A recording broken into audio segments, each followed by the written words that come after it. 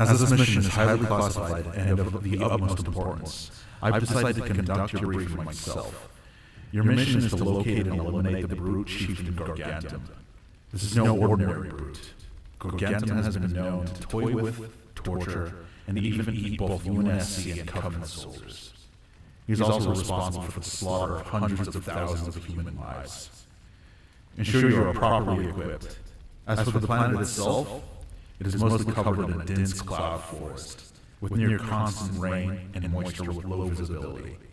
We have intel from scouting satellites telling us Gargantum's ship is stationed in a Covenant docking yard, but he frequently disappears into the forest, only to return much later, sometimes with supplies. As a bonus directive, we would like you to locate the Ministry location if possible. You'll be dropping during what is considered dawn on this planet, as to not be detected. However, due to the heavy rainstorms, communication will be spotty at the best, so don't expect backup. Your landing zone will be a 6-hour fast march from the docking yard. You will have 48 hours from the time of landing to complete your mission. Any questions? Size of the Covenant forces, sir? Seems the extent of the forces are contained to the docking yard. No other ships have been detected other than Gargantum's. We have observed similar ships throughout the war, which were meant for escort and defense, but with no other ships detected, I ask you to stay vigilant. If there are no further questions, then I offer you good luck, soldiers. You'll be dropping in 10.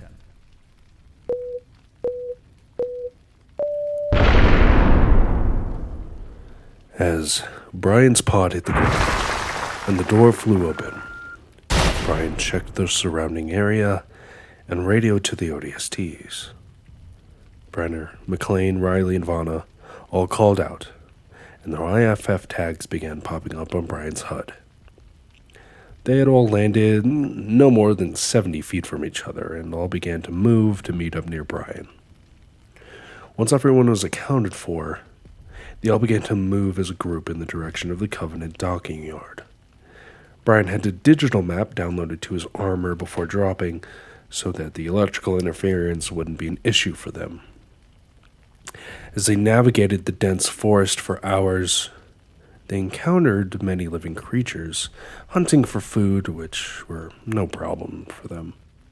They also found dead animals, flesh perfectly stripped from the bone, alongside other creatures that were more gnawed on.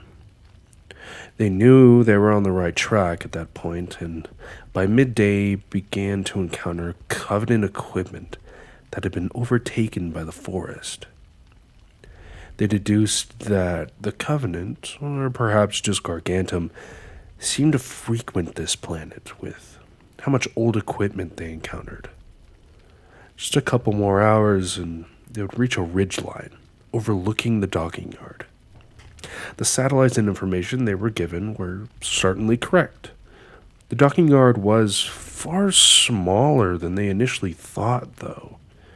It was almost makeshift in its appearance, leading them to assume that this was most definitely a hideout.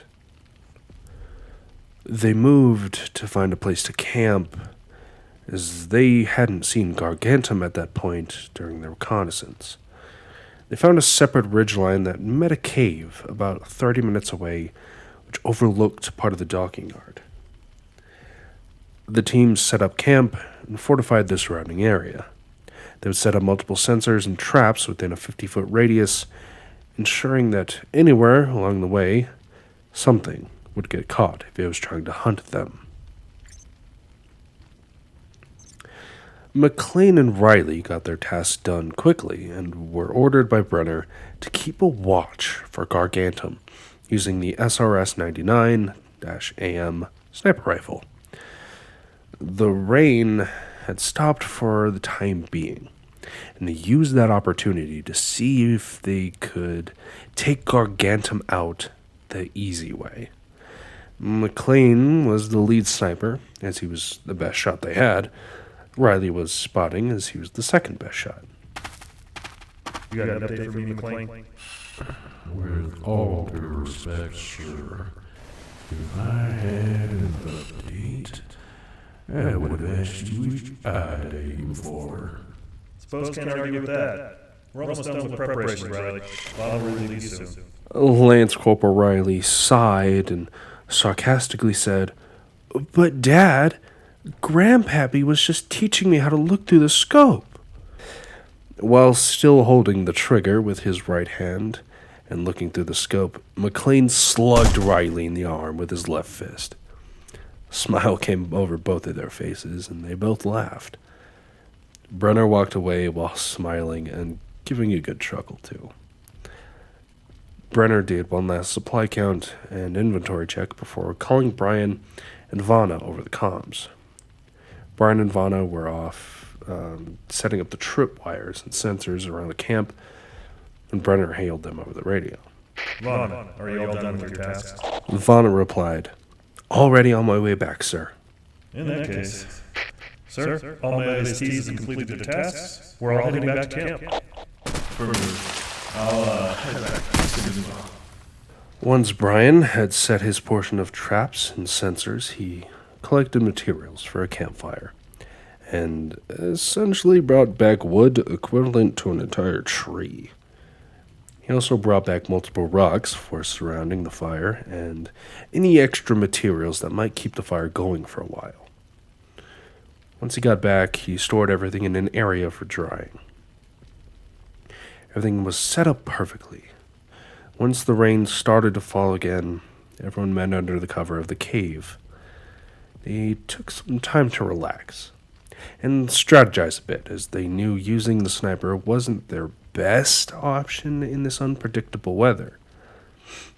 Since McClain never even saw Gargantum during the duration they were waiting, the team knew they were going to have to find that secret location in order to encounter him. Anytime the rain stopped, even if it was for a few minutes, they would check to see if Gargantum was at the docking yard. It was at about 1800 hours, with the sun starting to go down, when McClain was on his third watch. He called out to Brenner, saying he may have spotted Gargantum. As McClain was looking through the sniper scope and Brenner was looking through the spotter scope, McClain spoke up again. That one on the left, by the big crate, yelling at the room. Hold on. Confirming identity. Ah, hell. He's moving on. Head to the forest. Heads up, more fog. Okay. Target confirmed. You want us to take the shot, Spartan? Negative. Watch where he goes. He'll show us that secret location. Affirmative. Target north-northeast. I can still see him a bit in the forest. Target lost. Send you his last known coordinates, Spartan. Perfect. That's the place we could pick off from then. Brian decided it would be best to move on Gargantum early in the morning to get the jump on him. Going at night posed too many risks in an environment they were unfamiliar with. So, for the time being, they sat in their cave around the fire, ate some food, and began telling each other stories.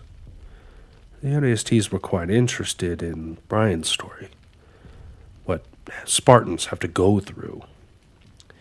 Well, Brian told them about how he was an orphan and the Spartan program was his only home. He wasn't supposed to share exactly what he went through in the Spartan training, as the ODSTs didn't have the clearance, but he told them a little about what he went through. They were stunned at how much a charismatic person could go through. How he could go through such traumatic events and still come out so kind and caring to everyone around him. Brian recognized how down everyone had got from his backstory, so he proceeded to tell them about some other funnier stories he'd been through to lighten the mood. Brian had the ODSTs bawling their eyes out with so much laughter, and the rest of the night went quite well. Brian and the ODST's relationship was developing into a family of sorts. Brian believed he found his place and his people. Brian was the first one awake, planning to have mostly everything packed up and ready by the time the others woke up. He was about halfway done when Brenner had woken up and approached him. I appreciate you. Letting me sit on your life and cheering on my soldiers. They really needed it. This war is taking a toll on all of us, and we haven't had a night like that in a while. Well, you guys are the first people I've opened up to about it. First people who generally seem to care about what I have to say. Hey, after that day in the quarry, you earned our respect, and we consider you one of us, part of the family. Brian smiled, and with Brenner's help, they packed up the rest of the supplies before the others woke up. Once everyone was up, they ate real quick and began the trek to the location they last saw Gargantum.